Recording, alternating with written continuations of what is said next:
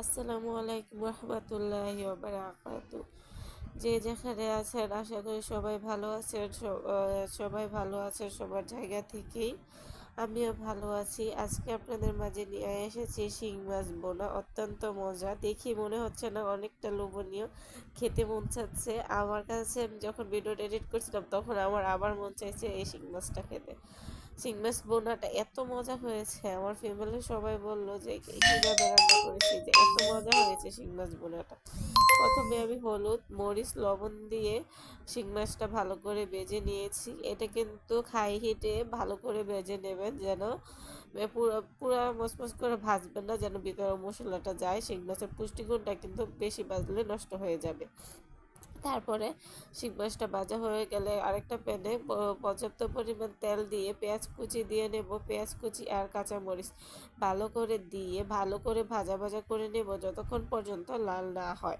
এখানে আমি একটু লবণ দিয়ে নিয়েছি, যেন পেস্টটা তাড়াতাড়ি নরম হয়ে যায় এবং তাড়াতাড়ি ভাজা ভাজা হয়ে যায়। তাড়াতাড়ি ভাজা ভাজা হয়ে যাওয়ার জন্য আমি একটু লবণ দিয়ে নিয়েছিলাম।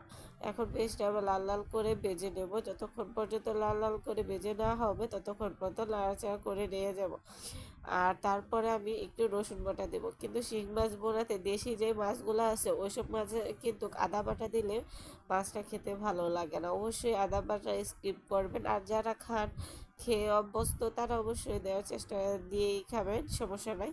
কিন্তু আমি তো দেশি মাছের মধ্যে আদা বাটাটা ইউজ করি না, তাই আদা বাটাটা দিই না। আদা বাটা দিলে মাছের স্বাদটা অনেকটা কমে যায় এবং মাছের গ্রানটাও কমে যায়, মাছটা খেতে আর ভালো লাগে না। এবার আমি রসুন বাটা দিয়ে নিয়েছি। রসুন বাটা দিয়ে ভালো করে ভাজা ভাজা করে নেব। আমি কিন্তু এখানে একটুও পানি ইউজ করি নাই।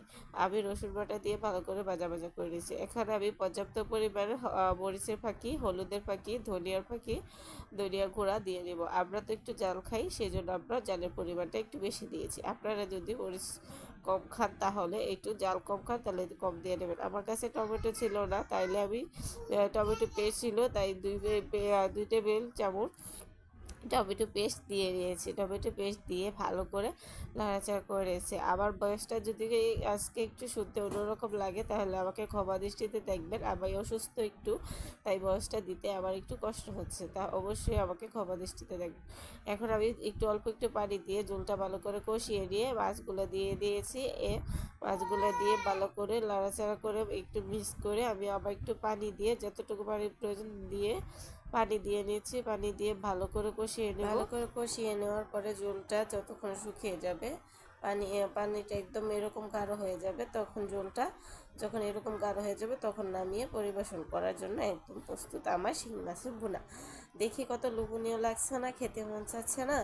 বাদ দিয়ে খেতে কিন্তু অসম্ভব মজা লাগে এই শিং মাছের ঝোলটা। আপনারা অবশ্যই বাসায় একবার ট্রাই করে দেখবেন। এই শিং মাছ বোনাটা খেতে কিন্তু অসম্ভব মজা লাগে।